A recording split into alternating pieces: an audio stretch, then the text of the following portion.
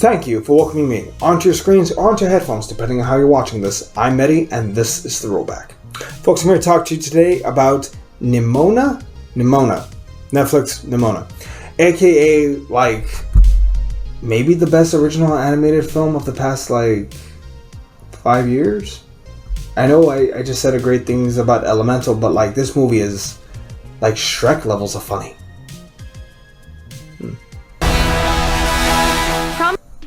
So Nimona stars three people who I really, really like.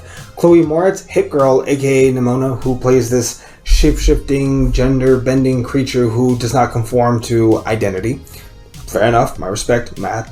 We also have Riz Ahmed, hope I'm pronouncing that correctly, who plays the knight Balastar, who is the first commoner to become a knight. He was promoted, and it's hey, you're gonna be great, kid. We're gonna build you up. You're a commoner, but you're gonna be a knight. And he's automatically on the outs, which is not really fair. And then we also have fucking Eugene from the Try Guys in this film. He plays Ambrosius Goldignon, who's the only descendant of the original queen who founded the kingdom or whatever. This takes place 1,000 years in the future after she founded the kingdom. So they have futuristic tech, but they still have knights with laser swords and shit, but not Jedi because that's copyright. And it's crazy because that monster that she defended the kingdom from when she was a child turns out to be Nimona, who is, I believe, immortal. She's an immortal creature who can shapeshift, who never really belonged anywhere, which, honestly, man, this movie's a little bit heartbreaking, not gonna lie. This movie is very unconventional. It has a lot of great humor that's actually funny. Legitimately, this movie is funny. A lot of the shit talk, a lot of the... It's funny where a lot of other films try. This film succeeds. The animation is outstanding. The story is great, from the perspective of the monster. And it's crazy because you typically expect, oh, I'm not the monster, they made me the monster. But this story actually, to me at least, does a very good job of not being lazy and just pretending like it is. It actively attempts to show hey, your perspective harms other people.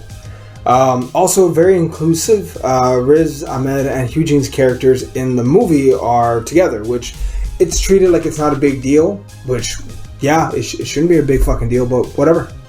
But like I said, humor is great, animation looks great, story is solid. A little bit of background of this film. So this movie was initially being made by, I think it's called Bluebird or Blue Circle. It's an animation studio that was headed by Fox. Fox was bought by Disney. Disney canned the film. They initially were gonna consider keeping it, but apparently, according to people who worked on this film, Disney higher-ups had issues with the kissing scene, among other things. They wanted it to be more, quote-unquote, family-friendly, which... Two men can have a daughter and be a family, motherfucker. I'm just saying, Disney, if you're gonna portray yourselves as this go progress, go all the fucking way or stop lying. I'm just fucking throwing that out there. That said, though, this film I think is a massive get for Netflix. This movie, I thought initially that Across the Spider-Verse was a lock for the Oscar for Best Animated Feature, and now ladies and gentlemen, we have a contender. We have a film in Nimona, which I think can actually solve a lot of Netflix's problems. Netflix has a lot of issues because they don't market their films or their shows properly. Oftentimes they don't make toys to go along with it, action figures, TV shows, merchandise, because believe it or not, you make more money from the merch than the actual product itself. Disney made, I think, $4 billion off Spider-Man last year. That's not including the film. That's from the merch that he sells. Merchandise matters. That's why Disney can afford to do all these big crazy things, because they know how to sell the shit out of it. Netflix, I think, is still learning. Yeah, all they have is Stranger Things, but that's already ending pretty goddamn soon with season 5. They need property that they can properly merchandise and sell, and I think Nimona is the answer to that. It's a great film. Great, fun, lighthearted, with a lot of comedy that doesn't beat you over the head with a message other than, hey, don't be a dick to people. Unless they deserve it, in which case, be a dick to them.